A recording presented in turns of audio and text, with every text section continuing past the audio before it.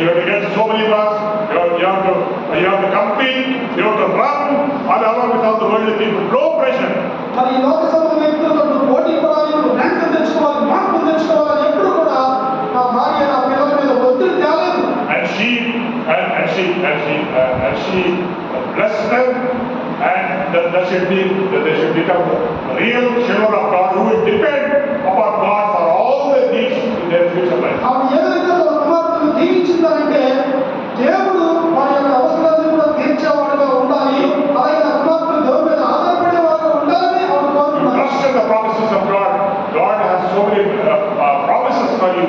Claim them, and God will lift you to great heights. మరి దేవుడు తన పిల్లల పట్ల ఎన్నో వాగ్దానాలు చేసి ఉన్నాడు. ఆ వాగ్దానాలు స్వీకరించుకునేట్లుగా వారిని తండ్రి చేస్తే దేవుడు వారిని పైకి లేపుతాడు. So that's how when you raise your children in a godly way, telling them that the value that God is more than all the values of this world. కాబట్టి దైవికమైన విధానంలో పిల్లలు కనుక శిక్షించినట్లయితే ఈ లోక సంబంధమైనటువంటి అన్నిటికంటే కూడా చాలా ఉన్నతమైనదిగా విలువైన వారుగా పిల్లల్ని దేవుడు తీర్చిదిద్దుతాడు. And even in spite of giving no priority to education, they could become they have earned their PG degrees, MBA and so on. మరి వారికి చదువు విషయంలో మేము పెద్ద ఎక్కువ ఒత్తిడి దాచైనా సరే వారిద్దరూ కూడా PG డిగ్రీస్, ఒక MBA, ఒక MA ఇంగ్లీష్ చదువుకున్నారు. But today they are women of faith. వారి రోజున విశ్వాస వనితలుగా ఉన్నారు. Women of faith. విశ్వాస వనితలు. My elder daughter Sharon, and even my younger daughter Catherine Susana, both of them left the house with no money, with just a flight ticket to Nepal and other countries, and having no guarantee who will take them, who will support them, who will feed them. Just like that, they trusted in God. పెద్ద కుమార్తె Sharon, చిన్న కుమార్తె Catherine, వాళ్ళందరూ కూడా నేపాల్ దేశం వెళ్ళేటప్పుడు కేవలం flight ticket జేబులో పెట్టుకొని ఒక్క రూపాయి లేకుండా మరి వాళ్ళు బయలుదేరి వెళ్ళారు. And when my elder daughter said, I will return in 10 days from Nepal, but you know when she returned after 1.5 years. మరి ఆవిడ ఒక నెల క్రితం నేపాల్ నుంచి వచ్చింది, ఒక్క సంవత్సరంన్నర అక్కడ ఏ విధంగా మన జీవితం నడిపిందో తెలియదు. She told parents, Mummy, I'm going to Nepal, I'll come back in 10 days. మరి 10 రోజుల్లో నేను నేపాల్ నుంచి తిరిగి వస్తానని మమ్మీతో చెప్పింది. So we thought she would return in 10 days. కాబట్టి 10 రోజుల్లో వచ్చేస్తాను అనుకున్నాం. But she returned home after 1.5 years. ఆవిడ తిరిగి సంవత్సరంన్నర తర్వాత తిరిగి వచ్చింది. So what happened to them? మరి వాళ్ళకి ఏమైంది? They were there. ఎక్కడ ఉన్నది? That is faith. That is faith. That is అది ఆమె విశ్వాసం. That is faith. Parents, mother taught their faith, and they really took that serious, took God serious, and they could go to any parts of the world boldly as young women. యవనస్తులైనటువంటి పిల్లలుగా వారు ప్రపంచంలో ఎక్కడికైనా కానీ వెళ్ళగలరు ధైర్యంగా. కారణం ఏంటంటే తల్లిదండ్రులుగా మేము వారిని ఆ విధంగా విశ్వాసము దేవుడి మీద ఉంచేలాగా పెంచాం. Just 2 hours before her death, 2 గంటలు నా భార్య చనిపోవడానికి ముందు, then she asked me about every day we pray together. మేము ప్రతిరోజు కలిసి ప్రార్థన చేస్తాం. So she called me అనిపించింది, and we both prayed. మేము కలిసి ప్రార్థించాం. And after prayer, she said, I don't know why she said, this prayer should never stop in your life. ఆవిడ ఎందుకు చెప్పిందో నాకు తెలియదు, కానీ ఈ ప్రార్థన మీ జీవితంలో ఎప్పుడు కూడా ఆగిపోకూడదని చెప్పి. She never said we should never stop praying. ఆవిడ ఎప్పుడు కూడా చెప్పదు మనము ప్రార్థన చేయడం ఆపకూడదని చెప్పాలి. She didn't say like that. She said you should never stop praying. మనము ప్రార్థన చేయడం ఆగిపోకూడదని చెప్పాలి, నీవు ప్రార్థన చేయడం ఆగిపోకూడదని చెప్పి. So whether knowingly or unknowingly, she said she only talked about prayer before her death. ఆవిడ చనిపోవడానికి ముందు తెలుసు తెలియక ఆవిడ చావు గురించి ప్రార్థన గురించి మాట్లాడారు. Because every day, even as a family, we pray. Even between husband and wife, we pray. We always also have personal prayers. And family prayer, there will be 3 hours prayer. మేము వ్యక్తిగతంగా కావచ్చు, భార్యాభర్తలుగా కావచ్చు, కుటుంబంలో పిల్లలతో కావచ్చు, ప్రతిరోజు ప్రార్థన చేస్తూ ఉంటాం, 3 గంటలు ప్రార్థన చేస్తూ ఉంటాం. So she said these prayers must never stop. ఆవిడ చెప్పింది ఈ ప్రార్థనలు కూడా ఎప్పటికీ కూడా ఆగిపోకూడదు. We never doubted that this is our favorite message. ఇది మా యొక్క వీడ్కోలు No, we never doubted. Message అని ఇదే చివరి మాటలు అని మేమేమి అనుమానం కూడా వ్యక్తం చేయలేం. All her life she lived a life of prayer. ఎందుకంటే A prayer warrior, one who is at the forefront of was there with the devil and the legions of angels. ఎందుకంటే అంధకార సంబంధమైనటువంటి దుష్ట శక్తుల చేత ఆవిడ ఎప్పుడు కూడా పోరాడేటువంటి ఒక ప్రార్థన యోధురాలుగానే ఆవిడ జీవించింది. And all three of us, we are more dedicated to prayer than before. కాబట్టి మేము ముగ్గురు ఉన్నాం ఇప్పుడు నా తర్వాత మేము ఇంతకు ముందు కంటే ఎక్కువ కూడా ప్రార్థన చేస్తున్నాం. And I have talked to you about prayer with a lot of burden because I am really concerned about you. But you are children of God. You are disciples of God. And you say you love God. But what are you doing? మీరు దేవుని యొక్క పిల్లలుగా ఉన్నారు, శిష్యులుగా ఉన్నారు, విశ్వాసంగా ఉన్నారు. నేను ఇంతగా ఎందుకు ఈ ప్రార్థన గురించి మీకు చెప్తున్నానంటే మీ అందరూ కూడా దేవుని యొక్క పిల్లలు, శిష్యులు. మరి మీరు ఏం చేస్తున్నారు? Set your mind on spiritual things. That's what in Colossians 3 says. Set your mind on the things of God, not on the things of this earth. కొలొస్సీయుల పత్రిక 3వ అధ్యాయంలో చెప్పబడినట్లుగా భూ సంబంధమైన వాటి మీద మనసు పెట్టుకోవద్దు, పైన వాటి మీద మీ మనసు పెట్టుకోండి. Yes, I know you are a college student. Yes, I know you are a teacher in a school. Yes, I know you are an employee in the state government. Yes, you have responsibilities. But still, if you love God, if you are concerned about perishing souls, find time. Avoid wasting time. Find time and avoid that in the middle, somewhere here and there. But find time for prayer. Find time for crying in the presence of God for all these people. నాకు తెలుసు మీరు విద్యార్థి కావచ్చు, ఉద్యోగం చేస్తున్న వ్యక్తి కావచ్చు, మీరు ఎవరైనా కావచ్చు, మీ జీవితంలో ప్రార్థించడానికి సమయం కనుగొనండి. ప్రార్థన చేయండి. ప్రార్థించడానికి మీరు సమయాన్ని కనుగొని తప్పకుండా మీరు ఎవరైనా కానీ ప్రార్థన చేయండి. Don't say I'm a busy person. నేను చాలా తీరికలేని బిజీ పర్సన్ అని చెప్పను. The word that God does not like is, if you say you are a busy person, He does not like that. నీవు కనుక తీరికలేని విరామం లేని వ్యక్తి అయితే కనుక God does not like if you say you are a busy person. దేవుడు నీవు కనుక ప్రార్థించకుండా నేను బిజీ పర్సన్ గా ఉన్నానంటే దేవుడు మాత్రం ఇష్టపడతాడు. You don't trim everything, cut short everything off. Avoid useless people out of your life. Avoid useless company out of your life. Avoid wastage of time. Avoid gossiping. Avoid talking about others. Avoid all this nonsense. So పనికిరానటువంటి చెత్త చెదారాన్ని, వస్తువుల్ని, కాకపోతే time వేస్టర్స్ని, సమయాన్ని రద్దు చేసే వాటన్నింటిని కూడా cut చేసి పడేది మీ జీవితంలో నుంచి. Cut off all this. అన్నింటిని కూడా నలిగిపోలేదు పక్కన. You will have a lot of time. నీకు చాలా సమయం ఉంటుంది. And even if that is 1 hour, 2 hours, you should be a person having that burden, that desire for prayer, and you should never forget to live the life of a righteous person, holy person, living in right standing with God. All these things has to be taken into consideration. Your life is important, and so is your prayer life. కాబట్టి ఒక గంట, ఒక 2 గంటలు మీరు సమయాన్ని తోటపుచ్చుకొని ఆ సమయంలో మీరు ఏం చేయాలంటే ప్రార్థన చేయాలి, ప్రార్థన చేయాలి, ప్రార్థన చేయాలి. అలా ప్రార్థన చేసినప్పుడు మీరు గొప్ప శక్తిని కలిగి ఉంటారు.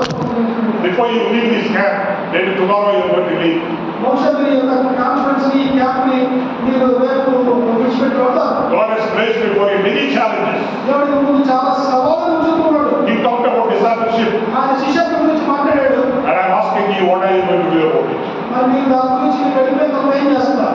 What are you going to do about discipleship? మీరు శిష్యత్వంగా చేయడానికి మీరు ఏం చేస్తారు? Then we spoke about fellowship మరి సహవాసం గురించి మాట్లాడుతున్నాం. this morning. What are you going to do about real fellowship? మీరు నిజమైన సహవాసాన్ని కలిగి ఉండడానికి మీరు ఏం చేయబోతున్నారు? And now we are talking about prayer. ఈ రోజు మనం ప్రార్థన గురించి మాట్లాడుతున్నాం. I'm asking you, what are you going to do about this? కాబట్టి మీరు ప్రార్థన చేసే విషయం మీరు ఏం చేయబోతున్నారు?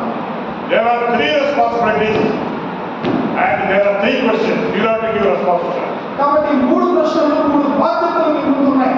And when you get back, నువ్వు మళ్ళీ తిరిగి వచ్చినావు. it's fine. When you get back after this camp to your house, ఈ క్యాంప్ తర్వాత మీరు ఇంటికి వెళ్ళిపోయిన తర్వాత never forget what God has spoken to you.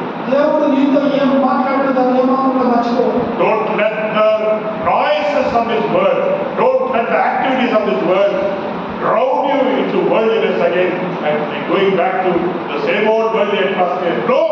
You should go as a transformed person. You should go as a changed woman, changed man. You should go back with a burning for prayer. లోకంలో ఉన్న వ్యాపకాలతో పట్టుకొని పోకుండా వాటితో నువ్వు మునిగిపోకుండా ఇక్కడి నుంచి నువ్వు వెళ్ళిన తర్వాత ఎంతో భావం కలిగిన వ్యక్తిగా నీతివంతమైన జీవితాన్ని రూపాంతరం చెందినటువంటి జీవితాన్ని కలిగి ఉండే వ్యక్తిగా నువ్వు మార్చుకోవాలి. You know, Roosevelt, Anna and this Radical Christian Fellowship Association, they have made lot of arrangements for you. They have invested lot of money. You invested your lot of time, and everybody invested everything to come to this place.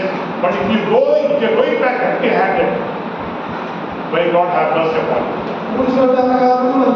బృందము అలాగే మీరు కూడా ఎంతో సమయాన్ని ధనాన్ని ఎంతో శక్తిని వ్యయపరిచి ఇక్కడ ఉన్నారు. మరి అదంతా కూడా వెళ్ళిపోయిన తర్వాత వ్యర్థంగా పోకూడదు. I know Roosevelt for the past 45 years. 45 సంవత్సరాల క్రితం నుంచి రూజ్వెల్ట్ నాకు తెలుసు. And I know that Roosevelt means revival. నాకు తెలుసు రూజ్వెల్ట్ అంటే ఉద్యమం. Roosevelt means revival. రూజ్వెల్ట్ గారు అంటే ఉద్యమం. And that is Roosevelt. That is Roosevelt. But what about you? మరి మీ సంగతి ఏంటి? What about you?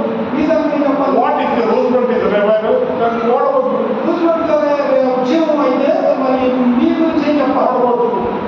మీ గురించి ఏం చెప్పాలి? So he will be happy only when you also become synonymous with the word revival in your life. కాబట్టి మీ జీవితంలో కూడా ఉద్యమం అనే పదానికి మీ జీవితం కూడా సార్థకం అయితే అప్పుడు ఆయన కూడా సంతోషిస్తారు. You must take a firm decision before you leave this camp. కాబట్టి మీరు ఈ యొక్క క్యాంప్ నుంచి వెళ్ళిపోయే ముందు స్థిరమైనటువంటి ఖచ్చితమైన నిర్ణయం తీసుకుని రావాలి. The days ahead are very hard. I'm telling you. ఎందుకంటే ముందున్న దినాలు చాలా క్లిష్టతరమైనవి. Don't trust your money.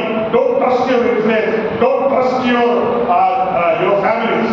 మీ యొక్క కుటుంబాన్ని కానీ మీ ధనాన్ని కానీ దేన్ని కూడా నమ్మడానికి లేదు. In 1 minute, all securities will go away. ఒక్క నిమిషంలో అన్ని కూడా ఎగిరిపోతాయి. All securities that you are relying upon will just vanish like that. నువ్వు దేని మీద ఆధారపడుతున్నావు అన్ని కూడా వ్యర్థంగా వెళ్ళిపోతాయి. It's a dangerous word. ఎందుకంటే ఇది చాలా The ప్రమాదకరమైనటువంటి time is short. చాలా సమయం తక్కువగా ఉంది. What is coming? ఆయన యొక్క రాకడ కోసం Your life is short. మన జీవితం చాలా స్వల్పమైంది. For some of you, 60 years of life is over. Already మీలో కొంతమంది 60 సంవత్సరాల జీవితం అయిపోయింది. For some of you who are in your 20s, 30 years of your life is over. ఈ కొంతమంది 30 సంవత్సరాల జీవితం అయిపోయింది. For some of you, 40 years life over. Some of you, 50 years life over. కొంతమంది జీవితంలో 40 సంవత్సరాలు, కొంతమంది జీవితంలో 50 సంవత్సరాల జీవితం అయిపోయింది. So what time do you have before you? కాబట్టి మీ ముందు ఎంత సమయం ఉందో అనుకుంటున్నారు? What time you have before you? ఎంత సమయం మీ ముందు ఉంది? The time that you have, whether it be 10 years, 20 years, or 30 years, that is very precious. That is very valuable. You cannot just gamble upon that for the things of the world, the vanities of this world. కాబట్టి మీకు 10 సంవత్సరాలు, కొంతమంది 20, కొంతమంది 30 సంవత్సరాల టైంలో ఉంటూ ఉండొచ్చు మీ జీవితంలో. అది చాలా ప్రశస్తమైనది, విలువైనది. కాబట్టి ఈ లోక సంబంధమైన విషయాలను మీరు ఆడవద్దు. So please continue to, the Holy Spirit will continue to haunt you. It will haunt you like a ghost. The Holy Spirit will haunt you like a ghost. కాబట్టి దయచేసి పరిశుద్ధాత్ముడు మిమ్మల్ని ఒక ఆత్మగా ఆయన వేటాడనివ్వండి. It will haunt you even after you leave this place. He will continue to speak to you. ఆయన మీ ఇక్కడి నుంచి వెళ్ళిన తర్వాత కూడా పరిశుద్ధాత్మ దేవుడు మీతో నిరంతరం కూడా మాట్లాడుతూ మిమ్మల్ని వెంటాడేవాడు ఉండనివ్వండి. And when he does that, Lord, you say, I surrender my life. అప్పుడు మీరు ప్రభువా నా జీవితాన్ని నేను అప్పగించుకుంటున్నాను. I surrender my life totally. నన్ను పూర్తిగా నా జీవితాన్ని మీకు అప్పగించుకుంటున్నాను.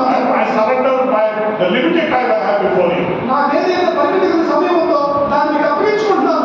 This time, bless this remaining life, and make it really a blessing, useful, and really edifying to people. And useful to నా people. మిగిలినటువంటి కొద్ది సమయాన్ని దీవించండి. ఇది మీకు మిగిలినటువంటి జీవితాలు అది ఎంతో క్షమాపతికరంగా ఈ జీవితాన్ని ఆ ముందున్న సమయాన్ని దీవించండి అని ప్రార్థించండి. So be men of prayer, woman of prayer.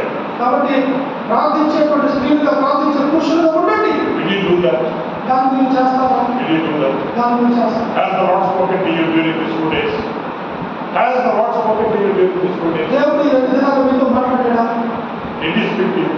మాట్లాడాడా దేవుడు మీతో? If he spoke to you, don't ignore it. ఆయన కనుక మీతో మాట్లాడితే అసలుగా ఉండదు. Don't ignore it. మీరు అసలుగా ఉండదు. If you ignore it, you may not get another chance, another opportunity. ఒకవేళ మీరు కనుక